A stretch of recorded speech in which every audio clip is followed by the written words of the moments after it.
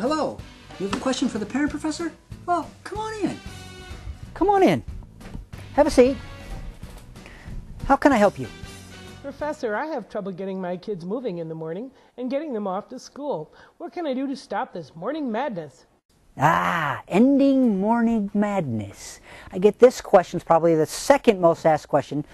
The other one is banishing bedtime blues. And I'm going to do 4 steps, just like I did with banishing bedtime blues. I'm going to flip this first suggestion around to ending morning madness. I want you to consider starting the night before.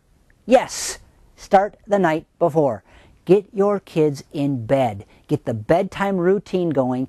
Get them in bed sooner and earlier. Don't let them stay up later and later and later. The late night stuff is for grown-ups, and you make that point very clear. This is grown-up time. So you can establish in your house a set grown-up time. Grown-up time could start at 8:30, it could start at 9 o'clock, but from that point on, 8:30, 9 o'clock on, your kids are in their bedrooms. Now, depending on their age, some kids it's 7, some kids it's a little later, but they could be in their bedrooms, they can read to themselves, they can get out some books and do some reading, do some writing in their bedrooms, and get them to stay there.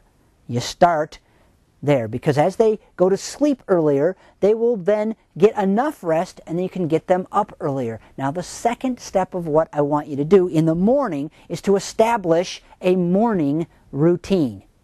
Yes, set the alarm. Kids that are in first grade, second grade, they can use an alarm. They're learning how to tell time in kindergarten and first grade and understanding the concept of time. Get them using an alarm clock. Get them figuring out, with your help at that age, how to get up in the morning.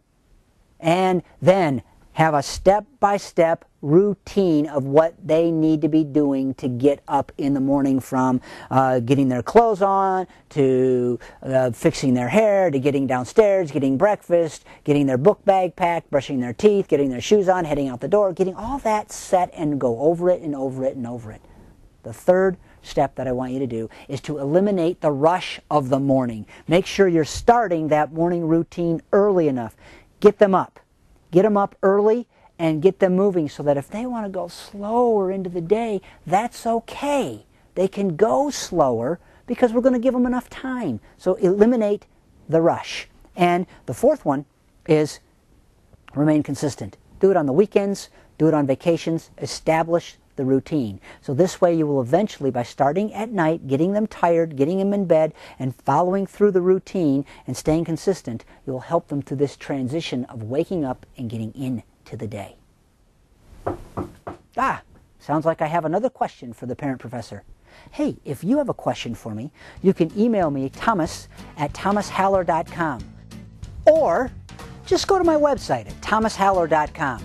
There you'll find practical resources for raising responsible, caring, confident children. Hey, you can even sign up for my free email newsletter.